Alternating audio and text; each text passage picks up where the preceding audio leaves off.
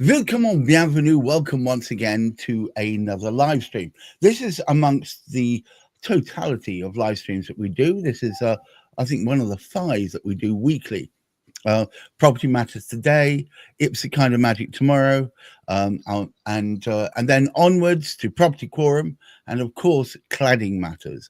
Cladding Matters is possibly our most watched one. We talk about not just cladding, but also what happens when you take the cladding off, and also importantly the strictures that are currently being pontificated over in the upper and lower houses about how they should ensure that we get more houses built, but to a standard, and whether or not that standard is worth the paper it's written on. But that is for another time. Today, we're talking about landlords, properties, and of course, why so many landlords are in fact worried. And this is all about the EPC shake-up. Hamish, would you care to explain more? Probably it's worth a mention historically this, where the EPC fits in. It's yet another of those wondrous things which materialized as a consequence of Europe. Because It was a European sort of statement, and everybody was meant to have the performance, the energy performance of their property inspected throughout Europe. I mean, at first sight, that seems to be a sensible thing to do. Oh, well, yes, if you do it properly. Now, just to put the whole thing in perspective, to see that there are different ways of doing it, what they did in Greece, they sent a form out to their constituents, if you like, in Greece, asked them to fill in the form, and that is their energy performance certificate. So how much did that cost? Not a lot. No, but would you say it was reflective of the actual energy performance of the houses? No. Right. So it cost very little, but it didn't demonstrate a whole lot either. Unfortunately, many of the EPCs don't demonstrate the full effectiveness of the performance of the house. In many cases, they can't because it's difficult. Because it's a little bit like, because there can be gaps here and there. There can be things that go on in a loft that people don't actually sort of realise, because it's at the point in time they are looking, and it's a visual thing which is actually sort of carried out rather than sort of anything else. So it is an educated guess at best. Is that what you're saying? Well, really? It's a bit unfair, because some of these guys do a good job. They do the best they can, but what it is something which was set up, and I think it was set up. It was the early 2000s. It was actually sort of set up. I can't remember when it sort of came in, around about the 2007 mark. Right. But it was a bit of a debacle, because all sorts of things were meant to be happening, and they were training people. The whole idea, it was a sort of a foolish survey that was meant to be carried out. As well as this EPC, the Energy Performance Certificate, and people were being trained up at great cost throughout the country, and it never happened. But it was introduced in this country to coincide with the Home Information Packs. That's why it sort of came about, and it was thought, we can put Home Information Packs. Now, it is important, apparently, because it can make a couple £100 difference in a particular sort of property. But you would expect, if you bought a property which was, if you like, a historic building, for whatever particular reason, it's been there for 3,000 years. Well, not quite 3,000, maybe 300 would be a sensible idea. But even longer, but let's say it's been there for 300 years. A goodly length of time. Yes, one would expect there to be less efficiency in the way in which it's sort of built. Strangely, actually, some of those buildings perform better some of the newer build properties. I found that myself. We're having problems with our fridge at the moment, and I decided to sort of take a little look into what it would cost to get. And I was looking at this American style, which seems a very, very good style. And they're all the efficiency of those is an F. An F? F for Freddie. F for rubbish. My Well, goodness. it could be, but I mean, that's what it is. It's F. Now, let's get back to the question that we have. First and foremost, the way the energy performance certificate is estimated and then sort of calculated is way out of date, and that does need uplifting. That does need to be improved. Right. However, that yet has not been done. Ah. So that hasn't yet been improved. And it's one of those things. They're kicking the can down the road. It was meant to be 2025 at one stage, and they booted it down to something like 2027, 28, and now it's been booted down the road to 2030. However, in order to get some of these buildings into, and this is the rented out ones, so it's hitting the wrong guys again. So it's hitting out the properties that are going to be let out to the public. So it's back to those landlords. The landlords are going to have to pay for the increase in the efficiency of these particular properties. Oh God! It's almost guaranteeing that the rental market is going to suffer because there'll be A, less landlords, and B, less houses. Absolutely, and of course, the people that can afford to pay for it really we're back to what we would speak about sort of all the time. It's the corporates, the big corporates who own hundreds of properties. They're the ones because of what they can actually do. And they're the ones, and as we found out previously, I think it was last week, they're very cunning, because what many of those landlords will do, there will be a built-in cost increase on an annual basis as a sort of recovery. Right. So automatically theirs will go up. The private landlord is not so likely to put the prices up. And if he does, because he probably or she has probably, or they have probably built a relationship, because they're private landlords, with the tenant themselves, and that familiarity leads to the fact, well, I don't want to inconvenience them, but by the same token, now my property is more of a millstone rather than a money-making object or a property. That's right. So now when you look at it, are all of these people going to pay out the money in 2030, or are they going to start doing things now?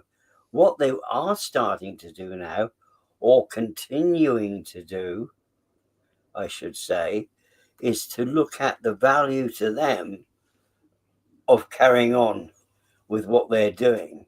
Well, as Chris and I have both talked about with you on a number of occasions. Chris is a friend of the show, who is a developer specifically in the HMO space in Liverpool. And we both wish him very great luck in his endeavors today. I know he's working hard. And as a comment has popped in, although it's not a complete comment, I think I get their drift. They said corporates. And what I think he means by that, and what I think Chris thinks, is we're moving towards a space where the very few private landlords, and you'll have medium to large size businesses owning tracts of properties and flats and what have you, and it'll become what I've referred to as generation rent, and more like the German style, where there almost are no private landlords. You know, I think that's where we're going to go. I'm not sure it's a good thing, but it seems to be inexorably where we're moving to. I think we ought to carry out a sort of full investigation and just have one of our podcasts purely on that, because in answer to the question, this is the challenges with the corporate side of things.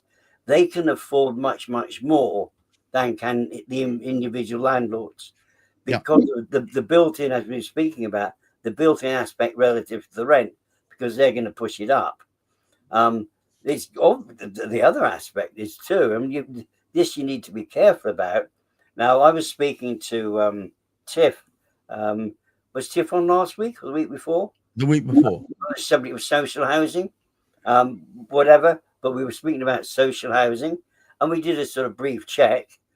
Her property has an out-of-date energy performance certificate on it, so it's not up to date. It's not a grade C, and I've got next to where I live.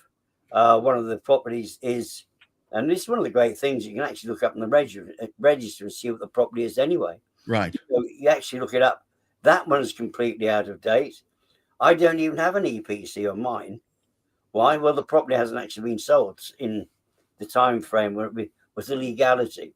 And the whole idea is you have to check out if once it gets, when you want to sell it, you do need to sell it with an EPC, with that energy performance certificate.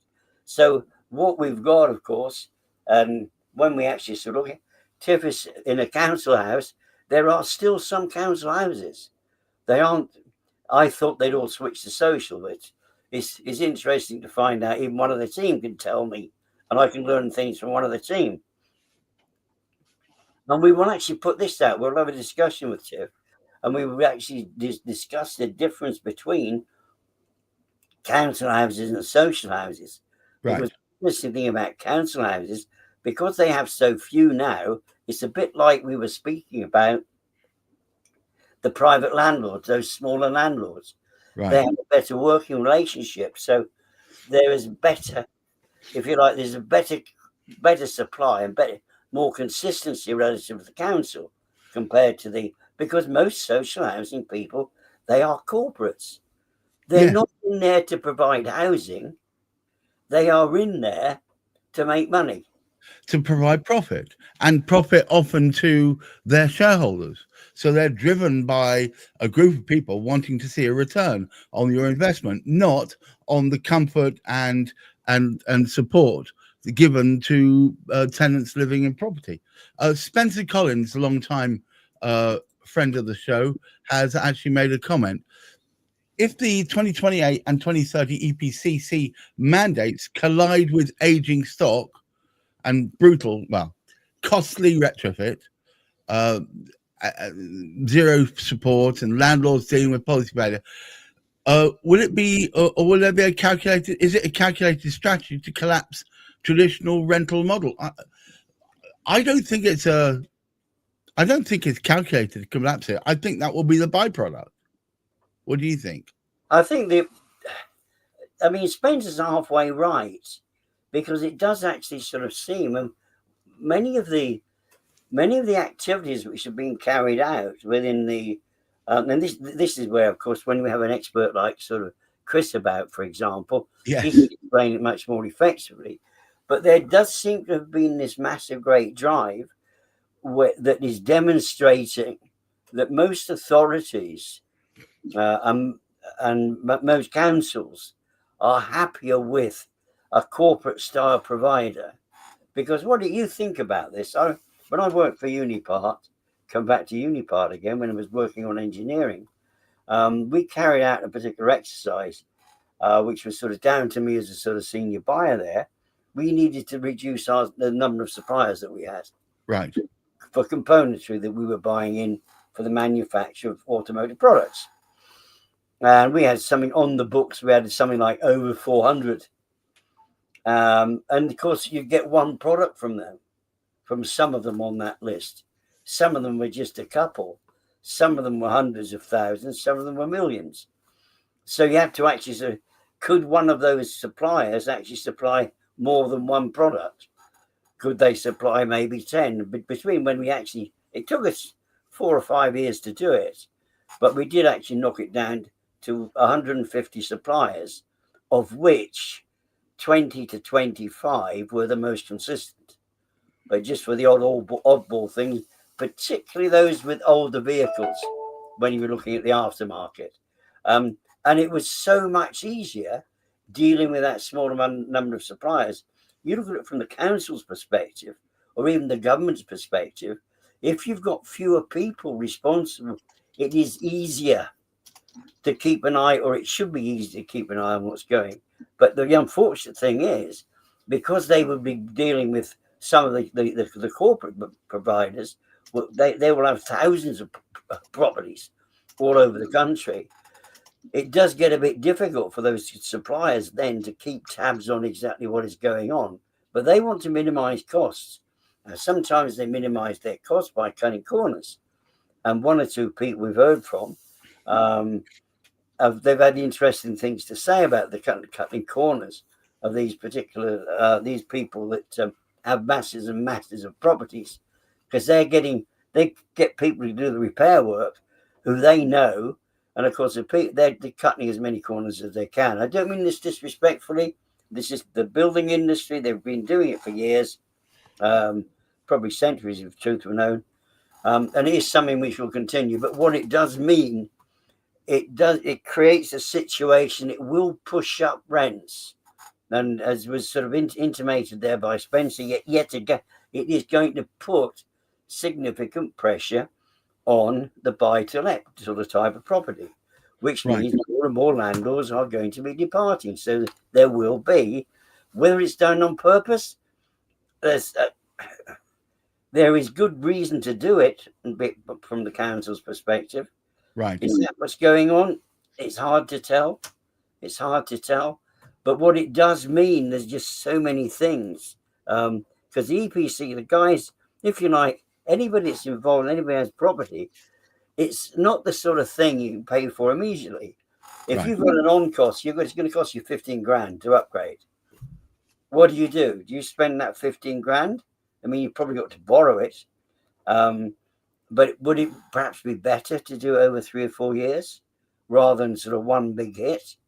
So at least you would start getting some of that money back. But you're going to have to increase rent. This is the problem. We have this, you know what they say, that shit flows downhill, and it's with all this new demands for new strictures and new information and the costs associated, that always is going to be borne eventually by the tenant, isn't it?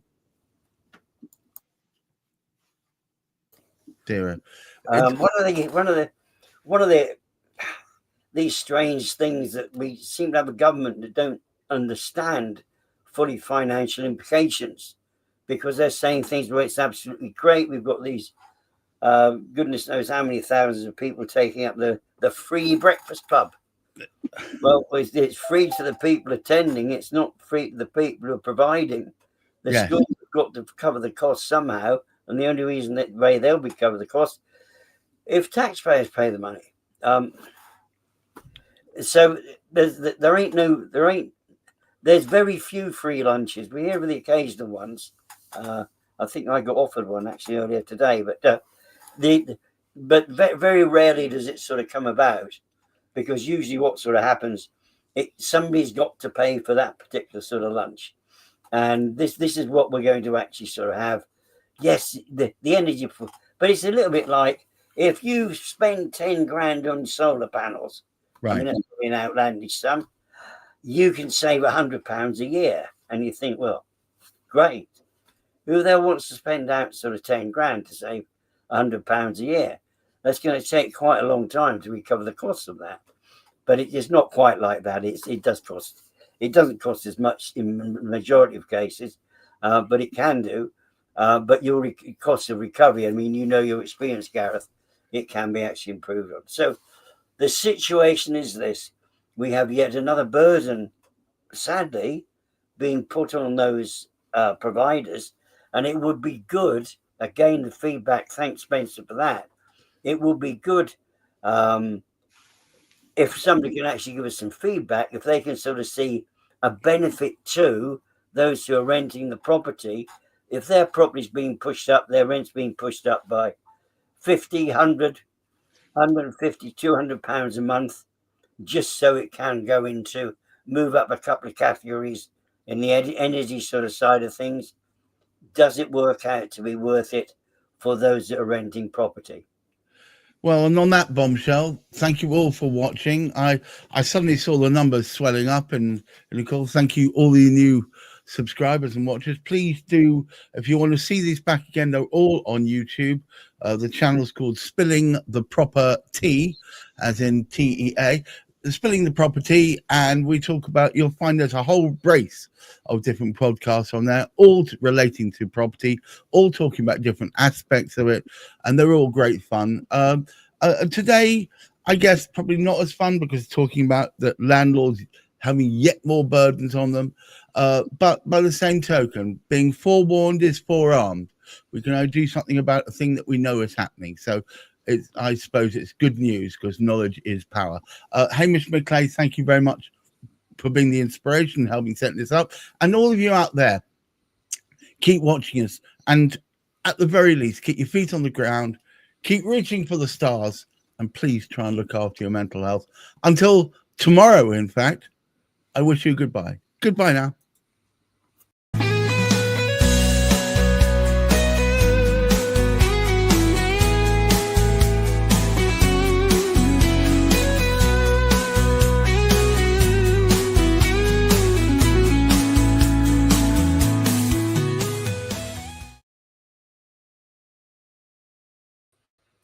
Do you have